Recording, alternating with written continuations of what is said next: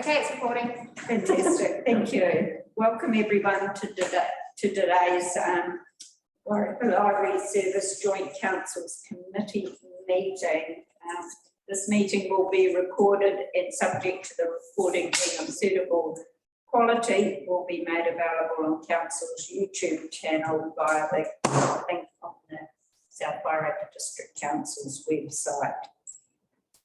For health and safety, the emergency exits for this room are at the door. And for those of you who are on Zoom, it'll be your home door.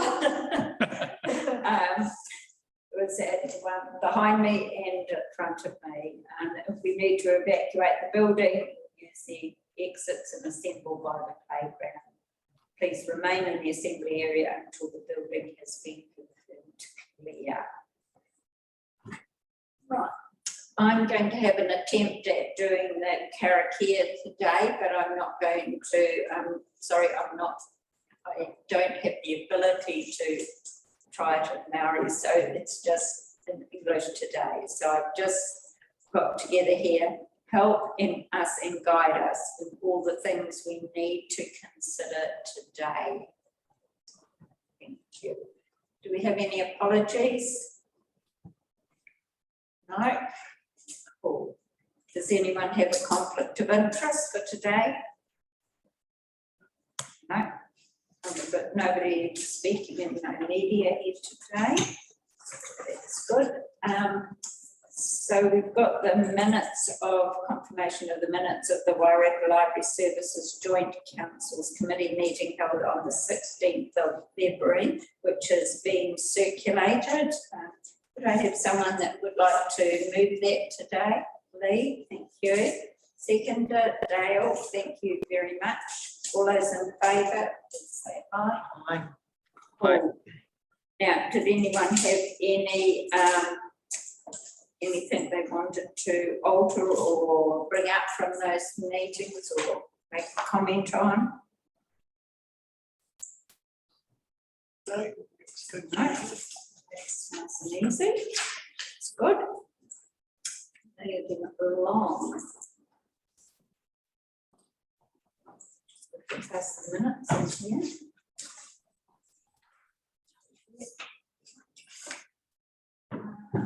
Reports.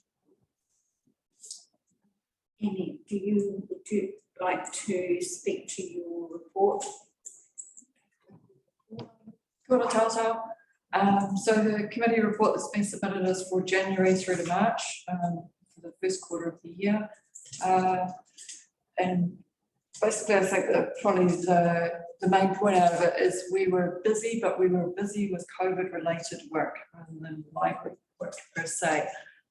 So still, COVID passes, working, just keeping library doors open through all of that turbulence.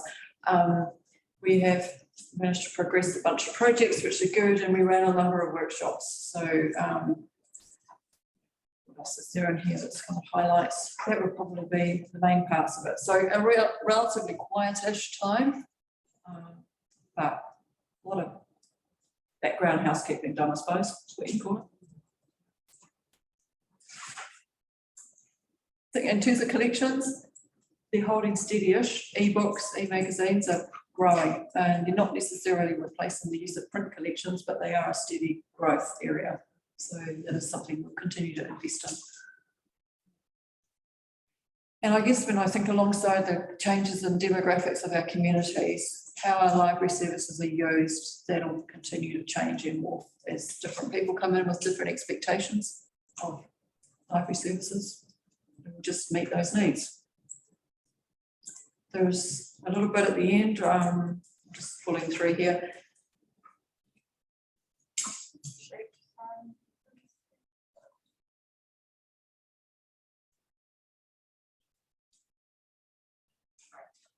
Okay.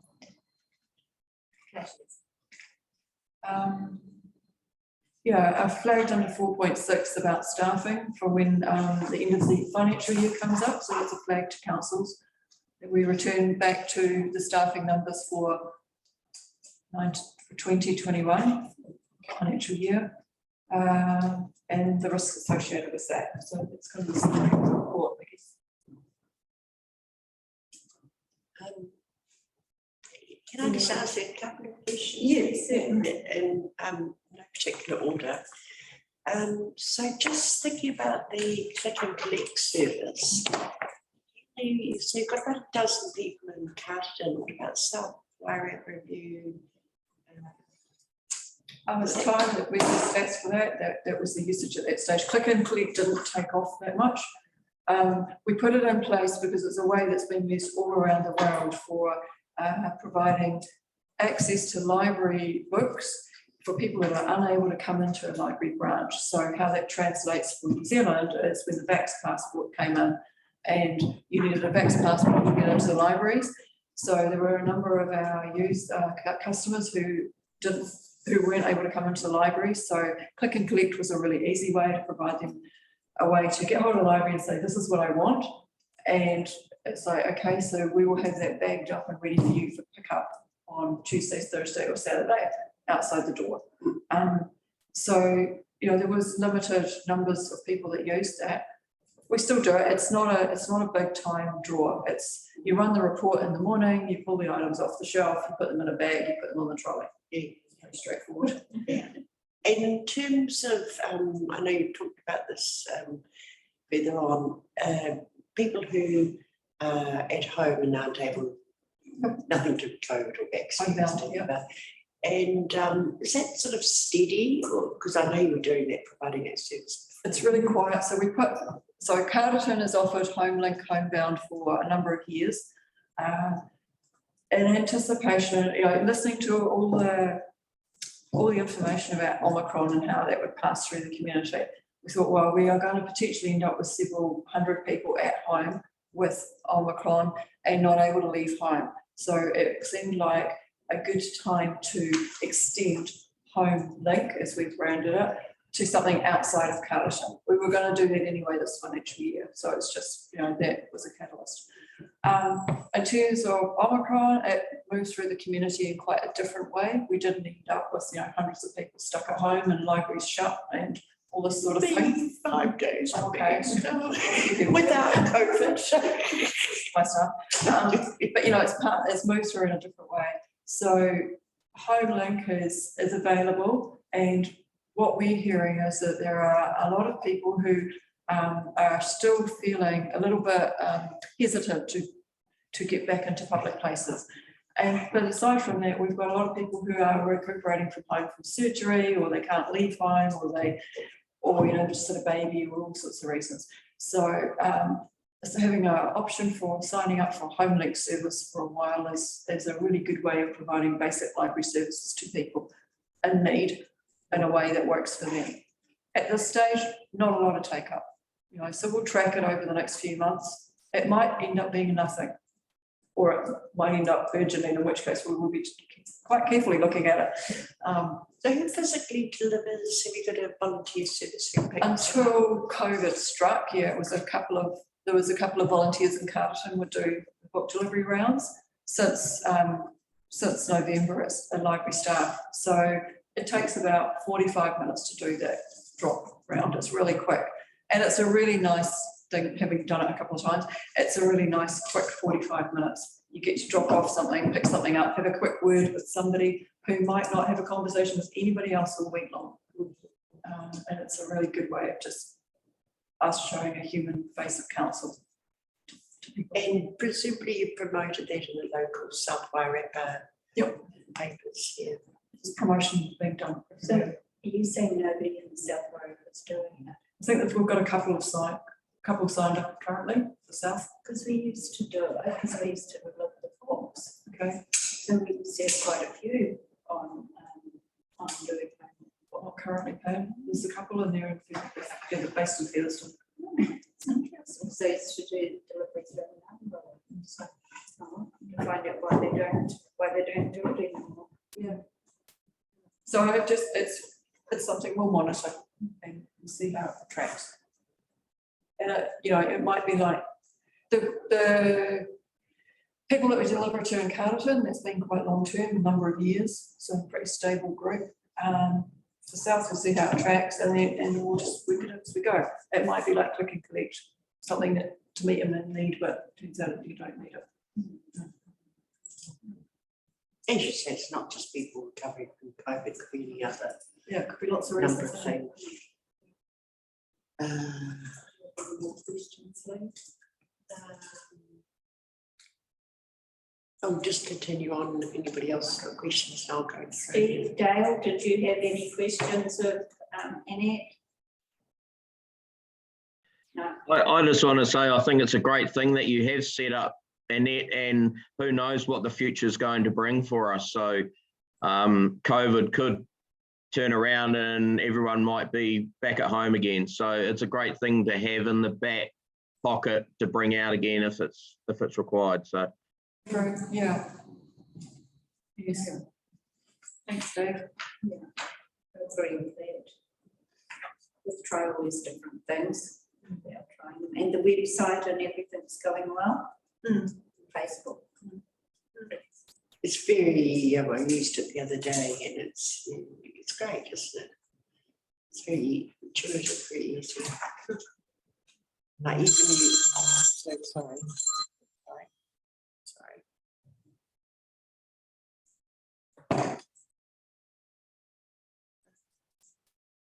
So these are interesting, the robotic workshops that you had. Was that who did you run in them? We have a STEM coordinator whose role it is to do that. So we have a number of STEM things, so robots and that in place. They're really good for people that have never done anything with robotics or anything electronics, or programming or that. So in this case, it would be Scott, who's the STEM coordinator, but in conjunction with an external person, Matt Richards, who runs workshops like this. So we are running regular sessions like that. Big interest in Martinborough and Featherston. Oh, and Carterton, of course. So yeah, that's the three big hotspots for anything robotic.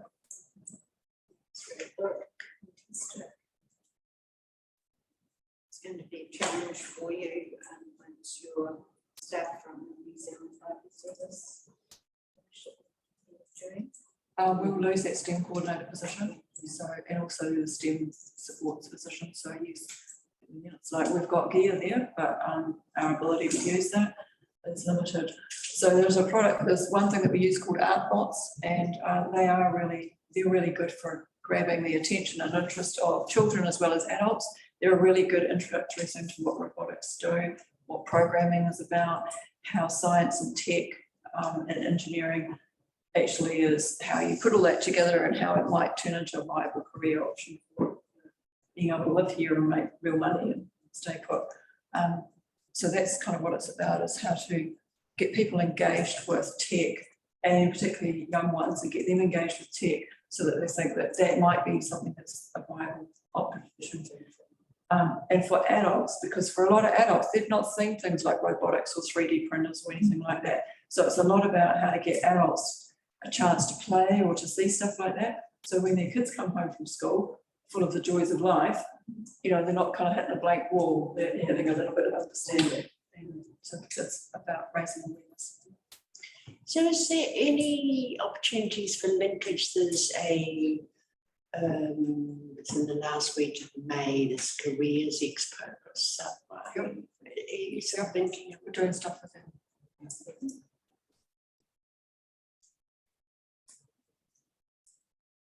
great report? Is there anything that you want us as a committee to do with regards to where you're at when you start? Put this in, but it's it doesn't have a recommendation, or it doesn't have anything at the bottom. And I think as we've said here, they note the risks and the issues associated with very, very low staffing numbers. It will have a real impact in terms of service delivery. So, and it's not just about, well, how do we deliver things like STEM initiatives, which are of interest to the community, and they are things that haven't been delivered in these communities before, but they're totally valid, and they're things that happen all around the country and have been for a long time. So it's being aware that stuff like that, the ability of our library service to continue doing that becomes very limited. But even taking it back from that even further, the ability just to deliver base level services becomes even more challenging than it was in 2020. So it's just about tabling that there's risks there. You as a governance group need to be aware of that. Just thinking about the LTP, year 3.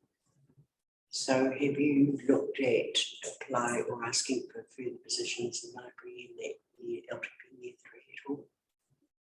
Beyond the next financial year? No, we haven't yet. So I think I'd start thinking about that now.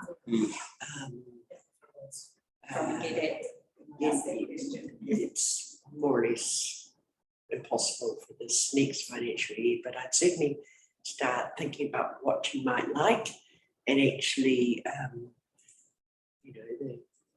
the dream scenario versus, maybe what's more affordable. So that would be my suggestion to you, start focusing on that. So just thinking about before we had this, we did funding from Central Library Services. So I'm aware, read obviously about over unused holiday pay, etc., holidays, etc. So how are there lessons in that you can take from not this financial year, the last financial year, that you can apply to the new staffing levels? Or?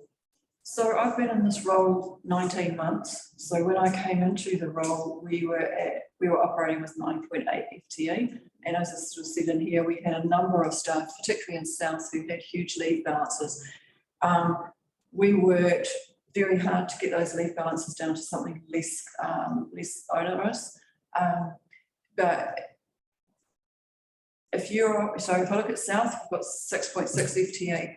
If you're open 6 days a week and you've only got that sort of FTE number and you've got staff who are 4 or 5 weeks leave a year, we are definitely more than 1 FTE down just to cover leave.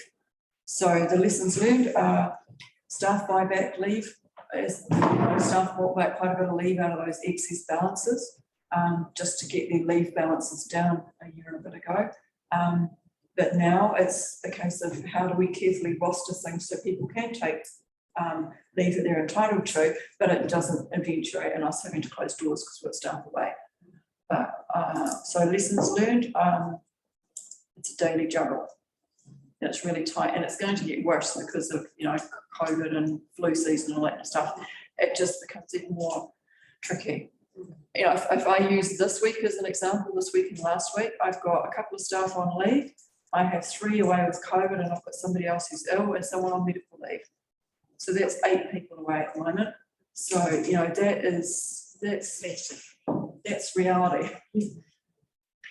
Doesn't make it bad. And in terms of the management, sort of senior management direction that Annette is getting, we, don't want to sacrifice people's ability to do, for example, professional development, to keep themselves moving through, to keep their career options open and make sure that they're up with the latest training in their sector. We don't want to compromise health and safety in terms of having the wrong number of people in the premises. You have to have a certain amount of people in the premises for health and safety, and we don't want to compromise that. And then, of course, people need to be able to take leave, and we have been taking a more serious look at the financial implication of carrying a lot of leave on our balance sheet. It is significant. And yeah, as Annette's mentioned, COVID does have there is a COVID overlay to the sick leave requirement. I mean, that's on the people side, and then just to sort of underline that, just to make sure governance is hearing clearly today, that there's a service delivery implication to these FTE levels as well. So it's not only potentially having to close the doors because of staffing levels, but it's also diminution of service levels, and there's no way around that until we can sort of go to year 3, or we can find another option that works for us to boost our FTE numbers.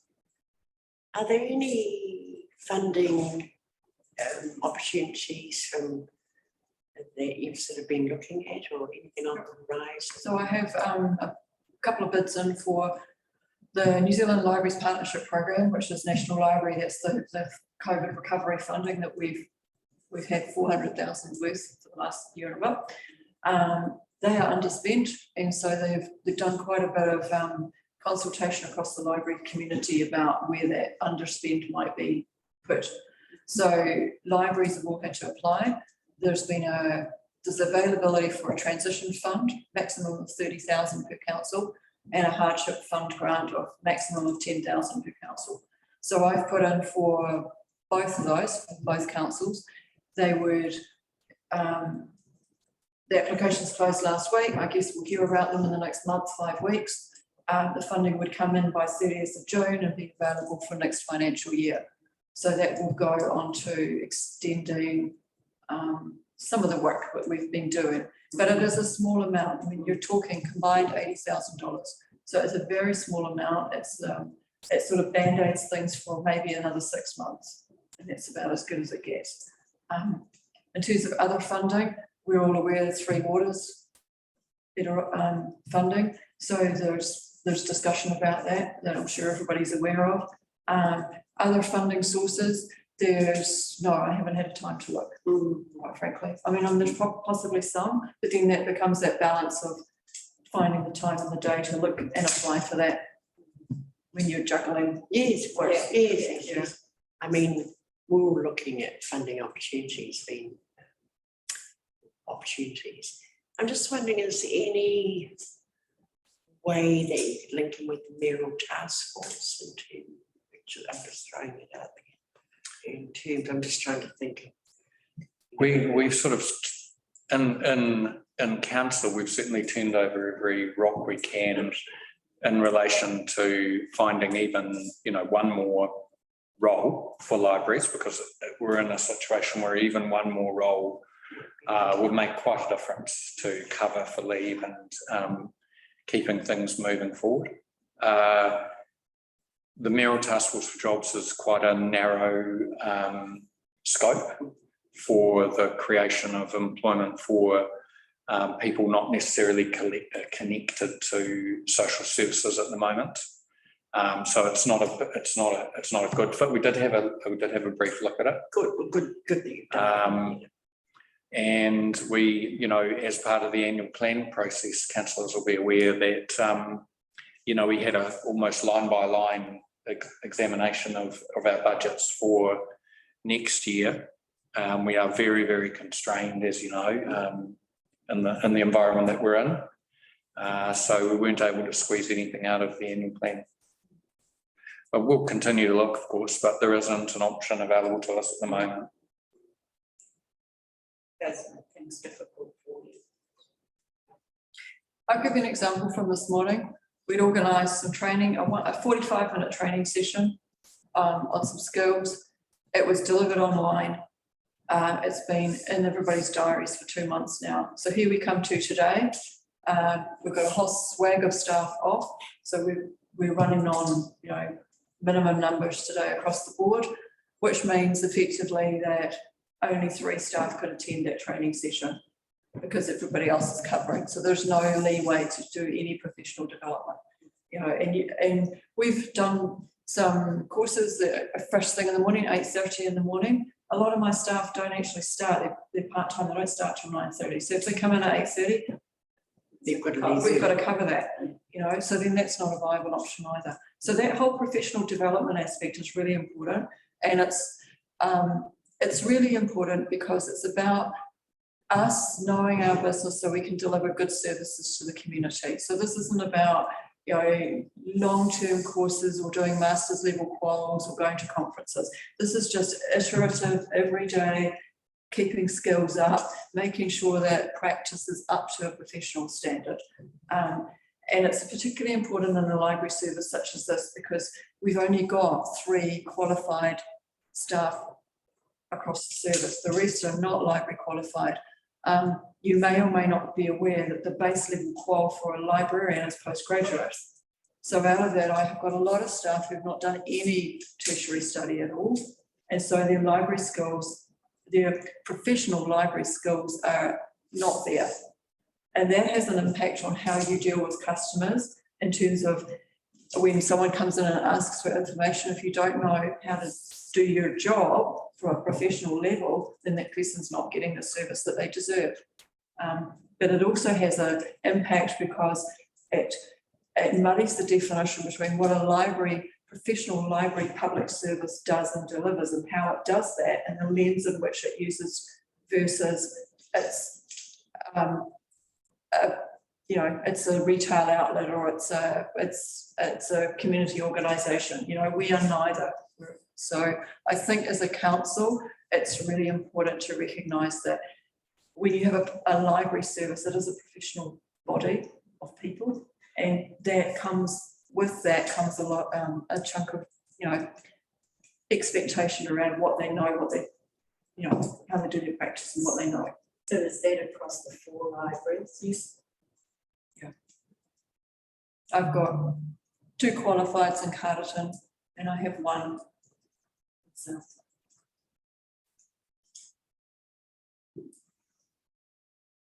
So yeah, so I guess the point of tabling this with you was to flag that, yeah, we're, you know, come July, it'll be trickier. And we've come a long way in 18 months, I think. I think, you know, public would say that, my staff would say that. Both councils have acknowledged that previously. So don't want to lose that. Don't want to lose that momentum. Fingers crossed that some of your funding applications will come through. Tide us over for a minute. Yeah. Yes. All right, anyone else got any questions of Annette or anything? No. So could somebody move that we receive the library service report and that we note the risks and issues raised in section 4.6, please? Lee, thank you, and Steve, thank you both very much. All those in favour, please raise your hand. We've lost Dale. So, he's great. 3 of us is 3.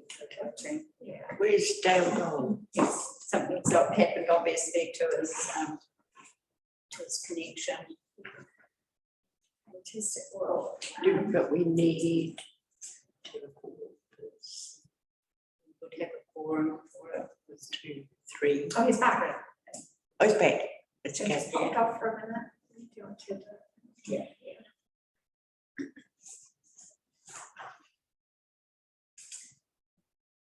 Dale, can you hear us?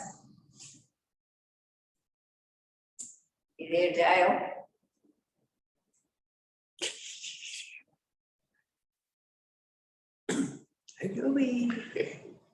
Anyone got a cell? Give them a quick text. Steve, can you give him a text on your side? Oh, here he is, here he is. Walk to Orc. You're back with us, Dale? Yeah, sorry about that. I was just typing an email. My internet crashed for some reason. It's back on again now, so I don't know what happened there. Okay. I guess I'll have to pay the bill. We're just going to do a vote again because you're back online. So Lee and Steve received the Wairarapa Library Services Activities Report and noted the risks and issues raised in section 4.6. So we just wanted a show of hands that everyone was in agreement. Are you okay with that?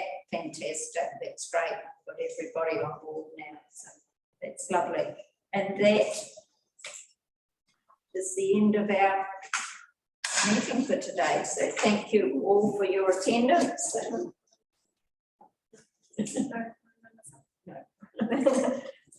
What's that?